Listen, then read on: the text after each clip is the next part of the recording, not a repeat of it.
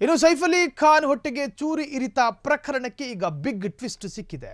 Full active ಆದ ಮುಂಬೈ ಪೊಲೀಸರು ಬೆಳ್ಳಂಬೆಳಗ್ಗೆ ಆರೋಪಿಯ ಬಂಧನ ಆಗಿರುವಂತಹದ್ದು. ದಾಳಿಯಾದ 70 ಗಂಟೆಯ ಬಳಿಕ ಆರೋಪಿ ಬಂಧನ ಆಗಿದೆ.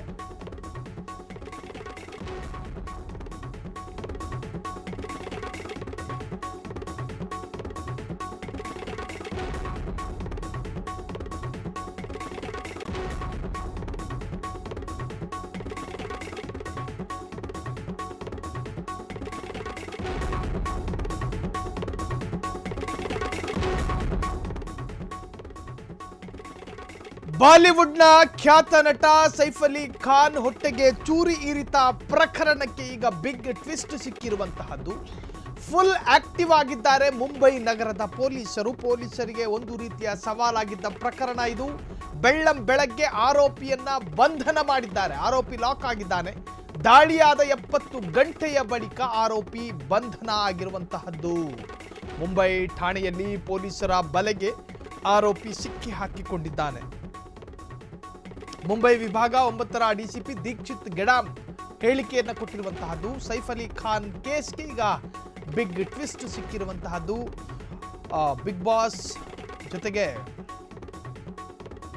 ಬಾಲಿವುಡ್ನ ಖ್ಯಾತ ನಟನಾಗಿದ್ದಂತಹ ಸೈಫ್ ಅಲಿ ಖಾನ್ ಮನೆಯಲ್ಲಿ ಮಲಗಿರ್ತಾರೆ. ಆ ಸಂದರ್ಭ ರಾತ್ರಿ ಒಬ್ಬ ಆಗಂತುಕ ಮನೆಗೆ ದಾಳಿ ಮಾಡಿ ಸೈಫ್ ಅಲಿ ಖಾನ್ರ ಹೊಟ್ಟೆಗೆ ಪದೇ ಚುಚ್ಚಿದ್ದಾನೆ. 2ಕ್ಕೂ ಹೆಚ್ಚು ಬಾರಿ 3 ಬಾರಿ ಚುಚ್ಚಿ ತಿವಿದಿದ್ದಂತಹ ಒಬ್ಬ ಆರೋಪಿ ಆತ. ನೀವು ಫೋಟೋದಲ್ಲಿ ಗಮನಿಸ್ತಾ ಇದ್ದೀರಿ. ಈ ಆರೋಪಿಯನ್ನ ಪೊಲೀಸರು ಈಗಾಗಲೇ ಹೆಡೆಮುರಿ ಕಟ್ಟಿರುವಂತಹದ್ದು. ಜೊತೆಗೆ ಆತನನ್ನು ವಶಕ್ಕೆ ಪಡೆದುಕೊಂಡು ತೀವ್ರ ರೀತಿಯ ವಿಚಾರಣೆಯನ್ನು ಕೂಡ ಪ್ರಾರಂಭ ಆಗಿದೆ.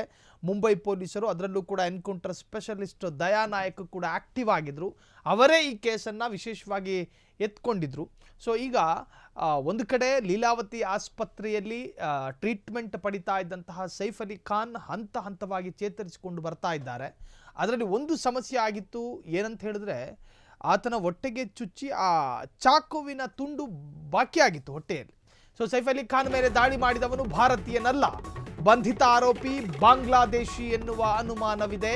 ತನಿಖೆಯ ಬಳಿಕವಷ್ಟೇ ಗೊತ್ತಾಗಬೇಕು. ಬಂಧಿತ ಆರೋಪಿಯ ಹತ್ತಿರ ಭಾರತದ ಯಾವುದೇ ದಾಖಲೆಗಳಿರಲಿಲ್ಲ. ಆತನ ಮೂಲ ಹೆಸರು ಬೇರೆಯದೇ ಇದೆ ಎಂಬ ಪೊಲೀಸರ ಅನುಮಾನಗಳಿದ್ದಾವೆ. ಆರೋಪಿಯ ಹೆಸರು ಮೊಹಮ್ಮದ್ ಶರೀಫುಲ್ಲಾ ಇಸ್ಲಾಂ ಶಹಜಾದ್.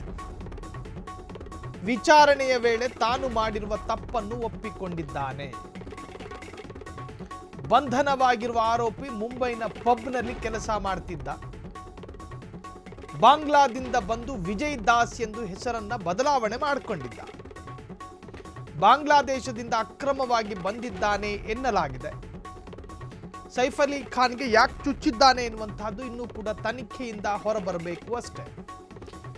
ಸೈಫ್ ಅಲಿ ಖಾನ್ ಮೇಲೆ ದಾಳಿ ಮಾಡಿದವ ಭಾರತೀಯನಲ್ಲ, ಬಾಂಗ್ಲಾ ಮೂಲದವನು. ಹೆಸರನ್ನ ಬದಲಾಯಿಸಿಕೊಂಡು ಬಂದಿದ್ದ.